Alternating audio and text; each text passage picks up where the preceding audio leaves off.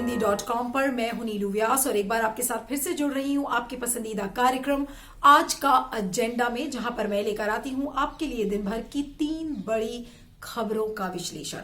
आज की मेरी लिस्ट में 3 बहुत इंटरेस्टिंग स्टोरीज हैं। पहली स्टोरी है, आपको याद होगा कि तनिष्क के विज्ञापन को लेकर एक घमासान हुआ था और अब तनिष्क के बाद बिंगो मैड एंगल्स के विज्ञापन को लेकर फिर से सोशल मीडिया पे कोहराम मचा हुआ है। इसके बारे में आपको बताएंगे कि इसके क्या डिटेल्स हैं और किस तरीके से एक पब्लिसिटी स्टंट को भी इस्तेमाल किया जा रहा है। हमारी दूसरी खबर है केरला जर्नलिस्ट सिद्दीकी कप्पन के मामले में, जिसकी आज कोर्ट में सुनवाई थी और उस पूरी कोर्ट हियरिंग के बारे में आपको बताएंगे। और लेकिन एक छोटी सी खबर जो पहले आपको देना चाहेंगे कि सिद्दीकी कप्पन को अब सुप्रीम कोर्ट ने इस बात की परमिशन दे दी है कि वो अपने वकीलों से मिल लें। लेकिन ये मामला जो उनकी बेल पिटिशन का जो मामला है, क्या वो हाई कोर्ट जाएगा या नहीं जाएगा, उस पर अभी भी एक रहस्य बना हुआ है। हमारी तीसरी खबर है, राजस्थान के मुख्यमंत्री अशोक गहलोत ने आज बीजेपी के ऊपर एक पलटवार करते हुए कहा है कि ये जो लव जिहाद है ये बीजेपी की क्रिएशन है पूरे भारत देश को बांटने के लिए। तो क्या कुछ कहा है अशोक गहलोत ने, इसके बारे में आपको बताएंगे। लेकिन शुरुआत करते हैं हमारी आज की पहली खबर से।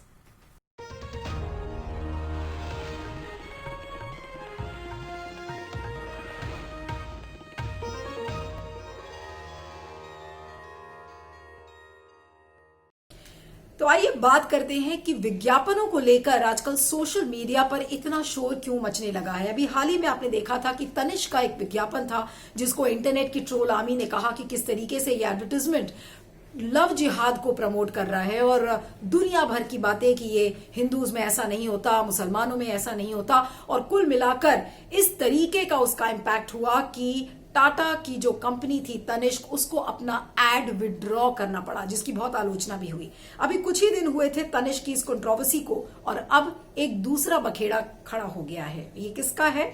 जो मशहूर चिप्स कंपनी है बिंगो, उसके एडवर्टाइजमेंट को लेकर। इस बिंगो के एडवर्टाइजमेंट में बिंगो का जो मैड एंगल चिप्स है उसका एडवर्टाइजमेंट और इसमें मॉडल का किरदार निभाया है मशहूर एक्टर रणवीर सिंह ने।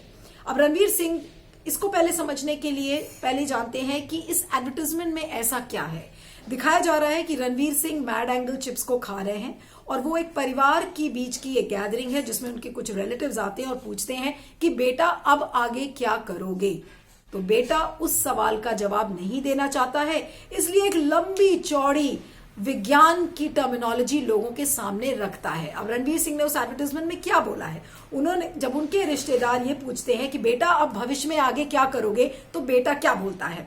पैराडॉक्सिकल फोटॉन्स ऑफ अतरंगी एल्गोरिथम के E is equal to MC square में लगाकर इंटरस्टेलर मित्रमंडल कॉन्फ्रेंस के एलियंस की फीलिंग मैच करने का प्लान है।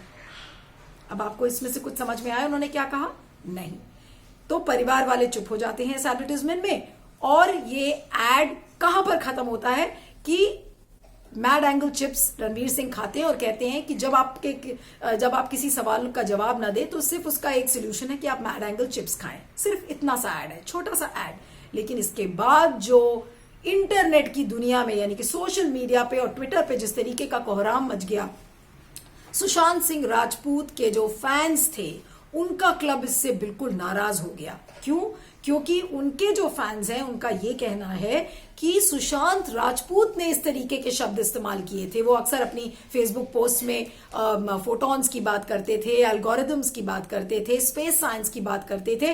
तो एक तरीके से जो सुशांत राजपूत का जो फैन क्लब है उसने कहा कि रणवीर सिंह की हिम्मत कैसे हुई कि एक ऐसे आदमी को टारगेट करने के लिए जो कि आज अपना बचाव कर ही नहीं सकता है। तो शर्म करो रणवीर सिंह, इस तरीके के कॉल्स ट्विटर पर आई थी और यहां तक कि बॉयकॉट बिंगो नाम का एक हैशटैग भी चल पड़ा और लोगों ने कहा कि अब बिंगो को अपना ये एड विड्रॉ कर लेना चाहिए। लेकिन आईटीसी की जो ये कंपनी है उसने अपने एक क्लैरिफिकेशन में आज कहा है, बिंगो का जो ऑफिशियल स्टेटमेंट आया है उसमें उन्होंने कहा है कि नहीं, यहां पर हम किसी का मजाक नहीं उड़ा रहे हैं, क्योंकि जितने भी सुशांत सिंह राजपूत का जो फैन क्लब है उसने कहा है कि यहाँ पे सुशांत सिंह राजपूत का मजाक उड़ाया जा रहा है। तो उसी का एक करारा जवाब देते हुए बिंगो ने कहा है कि this ad doesn't mock anyone, यानी कि किसी का मजाक हम नहीं उड़ा रहे हैं, ये एक फॉल्स नैरेटिव है, एक एरोनियस एजेंडा क्रिएट किया जा रहा है इंटरनेट पर। और साथ में उन्होंने ये भी लिखा है बिंगो की कंपनी ने कि ये जो पूरा विज्ञापन था इसकी शूटिंग पिछले साल अक्टूबर में हुई थी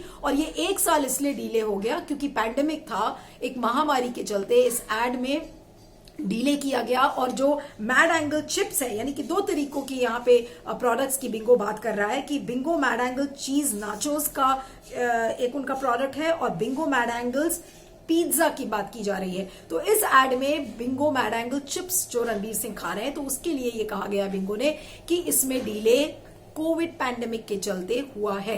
तो ये इसको लिंक करना किसी न किसी तरीके से कि नहीं, आप एक इसको सुशांत सिंह राजपूत की फीलिंग से आप इसको जोड़ रहे हैं, सुशांत सिंह राजपूत का मजाक उड़ रहा है, तो एक गलत तरीके का एक नैरेटिव बनाया गया है, ऐसा बिंगो का कहना है। अब लेकिन अगर आप सुशांत सिंह राजपूत का इंस्टाग्राम पोस्ट वगैरह देखें तो उसमें ये लिखा हुआ है, उनके बायो में, जो इंस्टाग्राम बायो है उसमें लिखा है कि photon is in a double slit. तो इस तरीके की जो, और इसके पहले भी उन्होंने जो अपने पोस्ट थे, चाहे वो ट्विटर हो, उसमें एल्गोरिथम्स की बात की है, स्पेस साइंस की बात की है। तो आज सवाल ये उठता है कि एक फॉल्स नैरेटिव इंटरनेट की ट्रोल आर्मी क्रिएट करती है, इससे उसको कोई मतलब नहीं है कि वो बिजनेस को नुकसान हो रहा है, चाहे जो भी हो। लेकिन आपको बता दें कि जहां पे तनिष्क, जो टाटा तनिष्क का जो ब्रांड था, उसने अपना एड विड्रॉ कर लिया डर के मारे, लेकिन यहां पर बिंगो ने अपनी सफाई दी है, लेकिन एड को विड्रॉ नहीं किया है।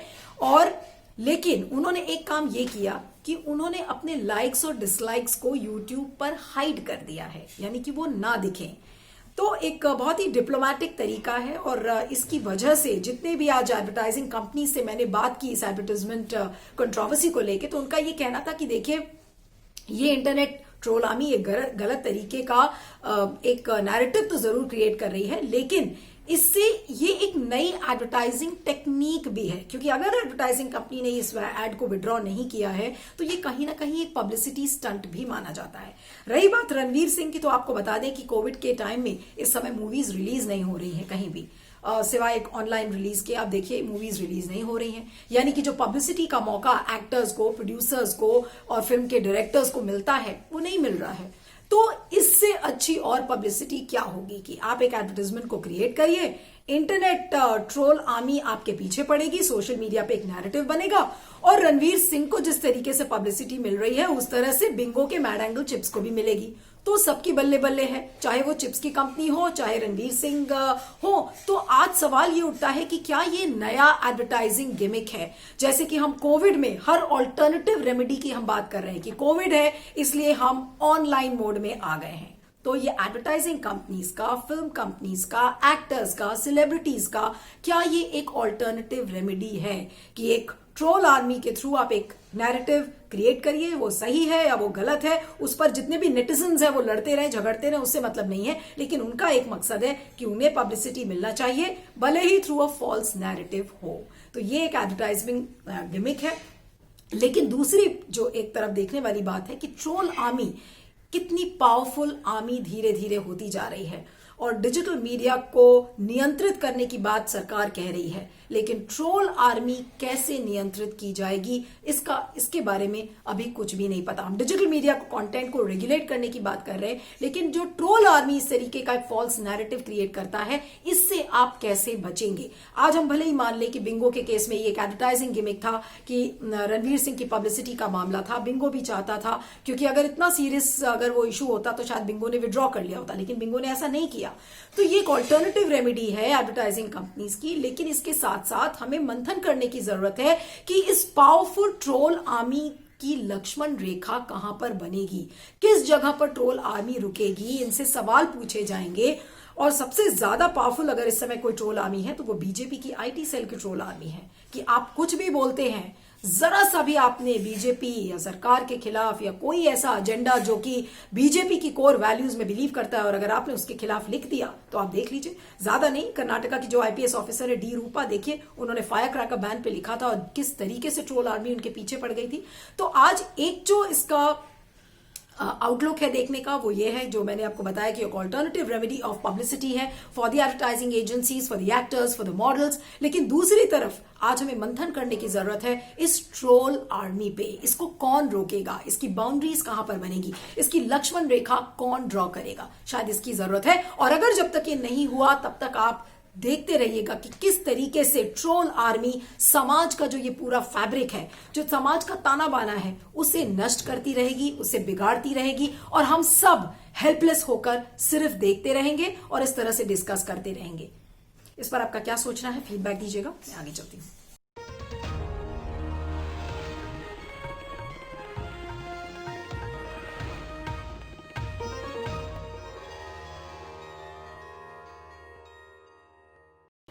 आइए बात करते हैं केरला जर्नलिस्ट सिद्दीकी कप्पन की, जिन्हें 5 अक्टूबर को गिरफ्तार किया गया था जब वो हाथरस रेप केस को कवर करने के लिए जा रहे थे और उनके खिलाफ अनलॉफुल प्रिवेंशन एट्रोसिटीज एक्ट यानी कि वापा और सेडिशन का मामला भी दर्ज हुआ। उनके साथ 2 और लोगों को गिरफ्तार किया गया। तो 5 अक्टूबर से लेकर आज तक सिद्दीकी कप्पन एक ऐसे पत्रकार हैं जो जमानत के लिए मोहताज हैं। आज भी उन्हें कोर्ट ने जमानत नहीं दी है।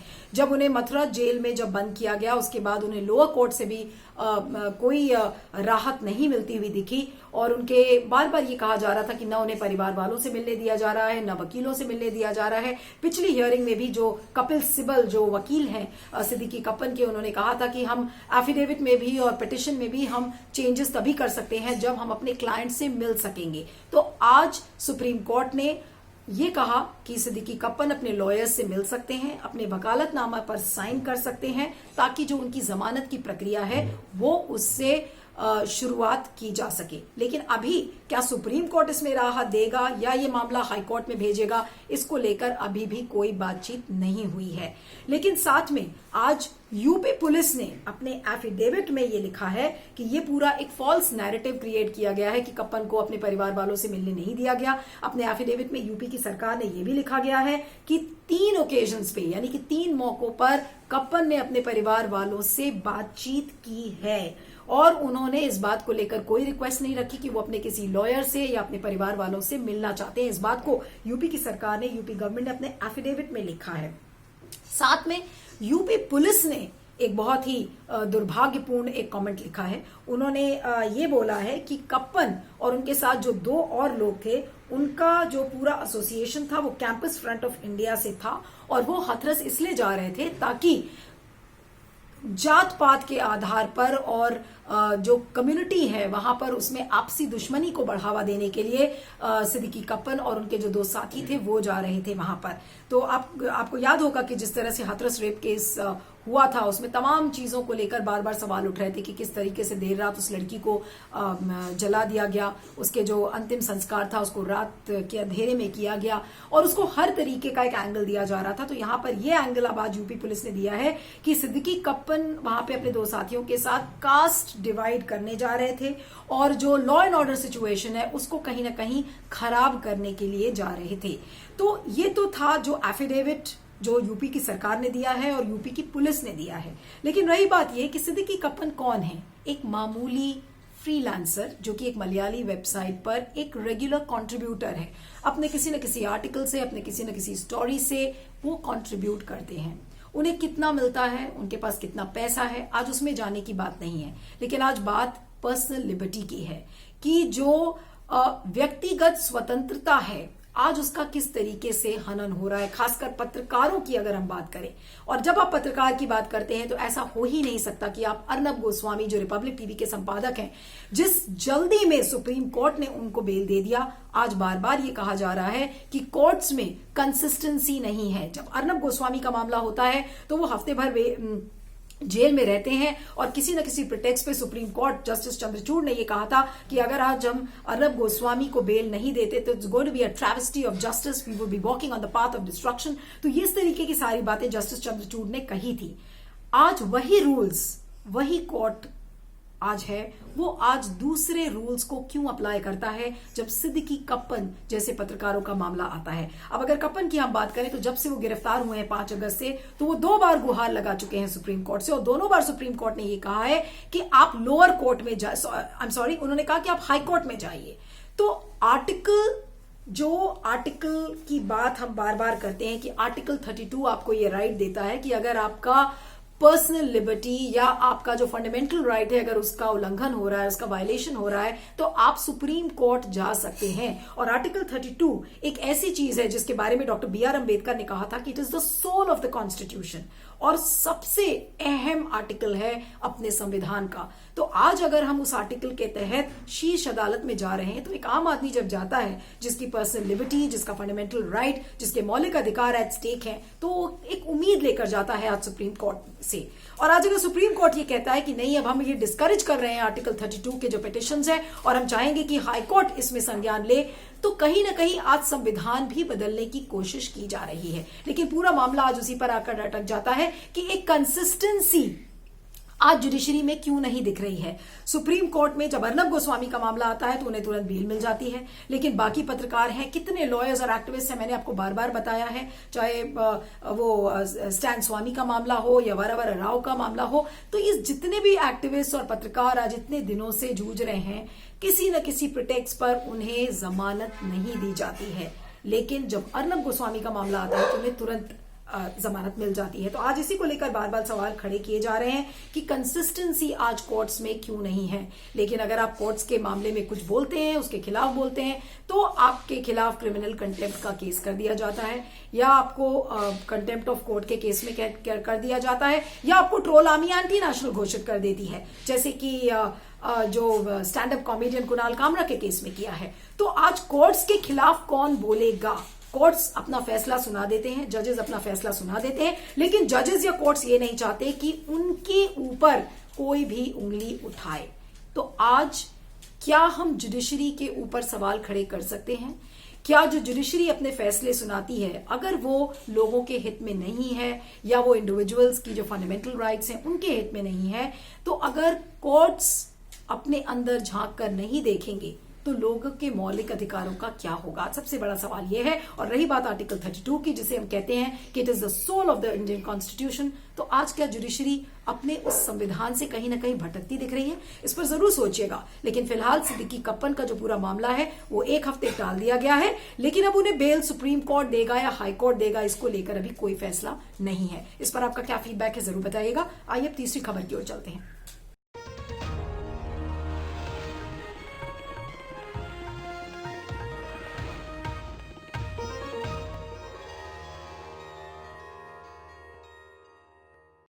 आइए बात करते हैं लव जिहाद की। जो ये टर्म है आज फ्लेवर ऑफ द सीजन बन गया है, जब से उत्तर प्रदेश, कर्नाटका, हरियाणा, मध्य प्रदेश की सरकारों ने ये कहा है कि वो लव जिहाद पर कानून लाएंगे, तो ये एक नया पॉलिटिकल रैलिंग पॉइंट बन गया है।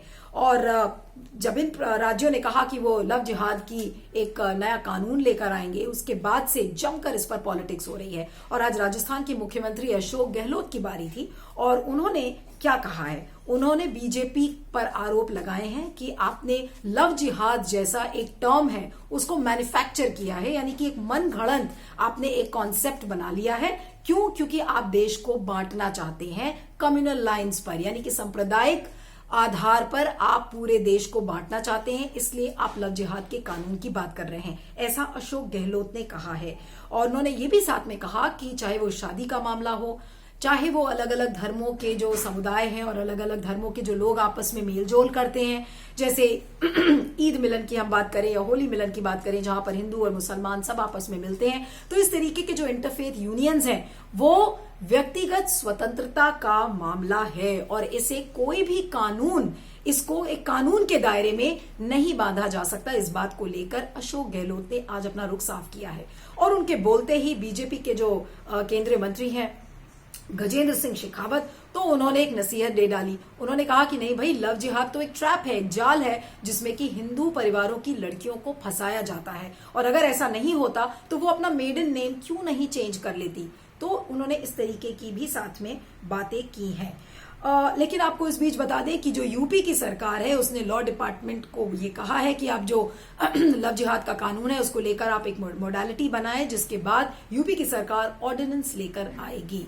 तो सवाल ये उठता है कि लव जिहाद, बार बार जितने भी कॉन्स्टिट्यूशनल एक्सपर्ट्स हैं वो इस बात को कहते हैं कि इस टर्मिनोलॉजी की लीगल सैंक्टिटी नहीं है, इसकी संविधान में कोई जगह नहीं है, क्योंकि हम जब सेक्युलरिज्म की बात करते हैं, जब हम टॉलरेंस की बात करते हैं कि इस देश में सारे लोग मिलजुल कर रहेंगे, टॉलरेंस की हम बातें करते हैं, तो एक लव जिहाद का कानून हम कैसे ला सकते हैं। लेकिन लव जिहाद के कानून की बात कब होती है? आपको ये भी बता दें कि जो केंद्रीय गृह मंत्री हैं, उन्होंने अभी पार्लियामेंट में कुछ महीने ही पहले कहा था कि लव जिहाद के केसेस भारत में नहीं है, इस पर कोई आंकड़ा नहीं है। यहां तक कि जो महिला आयोग है उसने भी इस बात को लेकर कहा कि लव जिहाद के केसेस नहीं हैं। तो अगर आंकड़े नहीं है, कॉन्सेप्ट नहीं है, आपका ये एक फिगमेंट ऑफ इमेजिनेशन है, क्योंकि आप ये सोच रहे हैं, राइट विंग यानी कि दक्षिण पंथियों की ये सोच है कि जो हिंदू परिवार की जो लड़कियां हैं, मुसलमान परिवारों के जो लड़के हैं, उनको फंसाते हैं, उनसे शादी कर लेते हैं। तो एक तरीके का अगर ये फिगमेंट ऑफ इमेजिनेशन है,